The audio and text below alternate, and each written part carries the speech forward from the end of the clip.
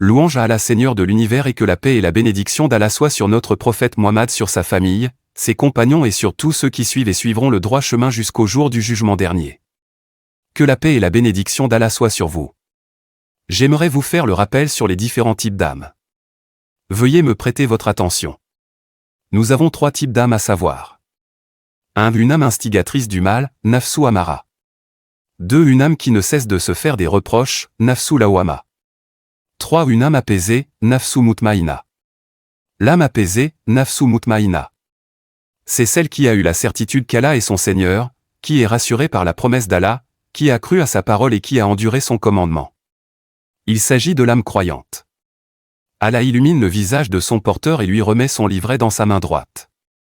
Ainsi, elle se montre apaisée et contente du décret d'Allah dans le bien et le mal, dans ce qui est bénéfique et ce qui est dommageable.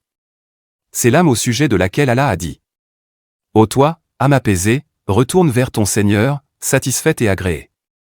Sourate 89 versets 27 à 28. L'âme qui se fait des reproches, Nafsu Lawama. Il s'agit de celle qui se fait des reproches à propos du bien et du mal et qui manque de patience dans les moments de joie et de peine. Elle regrette souvent ce qui s'est passé et se fait des reproches en se disant : si seulement je l'avais fait ou si seulement je ne l'avais pas fait. Il s'agit de l'âme perverse et pernicieuse. Cependant, il n'y a pas une seule âme, qu'elle soit bonne ou perverse, qui ne se fasse pas des reproches.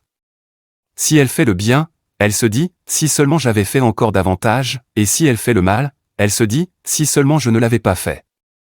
C'est donc l'âme qui se fera des reproches dans la vie future pour ce qu'elle avait négligé dans le bas monde.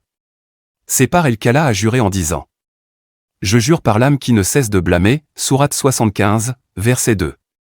L'âme qui incite au mal. Nafsu Amara.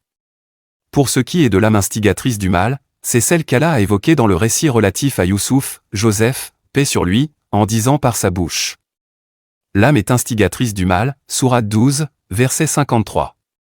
Allah a dit également.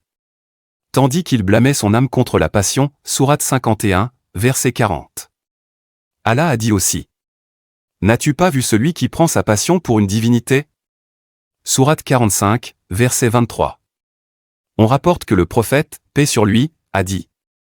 Les épreuves, la passion et le désir sont pétris dans la constitution originelle du fils d'Adam. Allah a dit également. Combattez pour Allah comme il mérite que l'on combatte pour lui.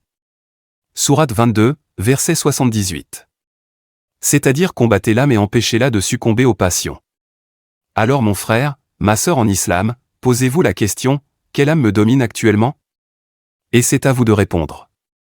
Que Allah purifie notre intention et préserve notre cœur de toute pensée maléfique.